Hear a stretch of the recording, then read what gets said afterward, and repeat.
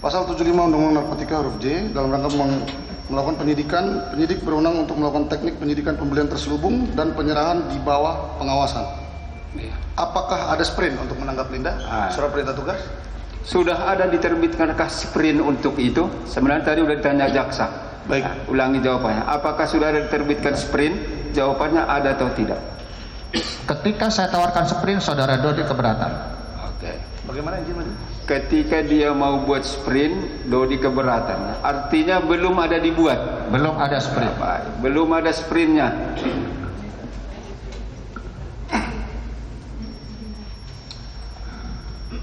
Pertanyaan ini untuk terdakwa Linda. Anda mengatakan di dalam BAP saudara, ya, di berita acara konfrontasi saudara juga Anda sebutkan bahwa Anda kecewa dengan saudara Linda mengenai Laut Cina Selatan karena habis 20 miliar di situ ya. Nah, terus juga Anda sebutkan habis itu Anda ke Taiwan melihat pabrik, saya nggak tahu pabrik itu apa. Terus Anda juga menyebutkan habis itu Anda ke Brunei ya. Kalau Anda sudah tidak percaya dengan saudara Linda, kenapa habis itu Anda mau ke pabrik, ke Taiwan dan ke Brunei lagi setelah dari Laut Cina Selatan? Baik. Bisa dijawab? Bisa, yang mulia. Silakan. Jadi saudari Linda itu membohongi saya, bukan hanya itu saja, Pak. Pertama, ada informasi penyelundupan sabu dari Vietnam. Berarti kita sanggungnya di titik koordinat yang dia punya itu adanya di Laut Cina Selatan, perbatasan perairan kita dengan Malaysia dan Taiwan. Kemudian lama kita di laut tidak ada kabar. Dia bergeser, katanya ada lagi informasi ini lebih urgent. Ada berangkat kapal dari Taiwan sudah dipasang GPS. Berangkatlah saya ke Taiwan bertiga dengan kawan saya Hartono sama saudari Anita. Bukan ke pabriknya, Pak.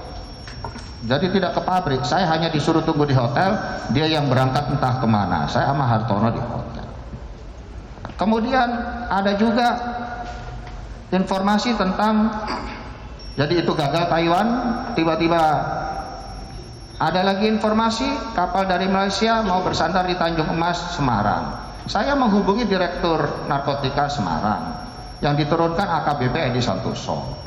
Di situ juga nihil. Kemudian ada informasi lagi di situ, ada orang Nigeria mau bawa lewat jalur darat, tidak ada juga. Kemudian baru urusan pusaka, dia cerita tentang pernah menjual pusaka kepada Raja Brunei 1 miliar katanya. Waktu itu dia malah mau dijadikan istri ketiga dari Raja Brunei.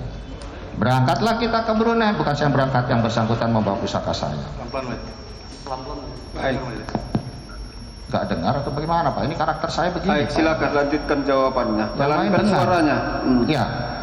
Selama di Brunei hampir lebih 1 bulan, bikin sibuk banyak orang, ternyata dibohongi juga. Jadi terungkapnya kebohongan bukan pada saat di Laut Cina Selatan yang saudara tanyakan tadi. Terungkapnya kebohongan adalah akumulasi dari cerita dan informasi-informasi itu, lalu terbongkar. Saya rebut handphonenya, ternyata dia katanya kenal Idam Aziz, kenal Niko Afinta, Nainggolan, Jenderal Harriman, Eko Danianto dan sebagainya, dan katanya tinggal di istana Raja Brunei dan sebagainya. Semuanya itu bohong. Baik, sudah. Itu jawabannya.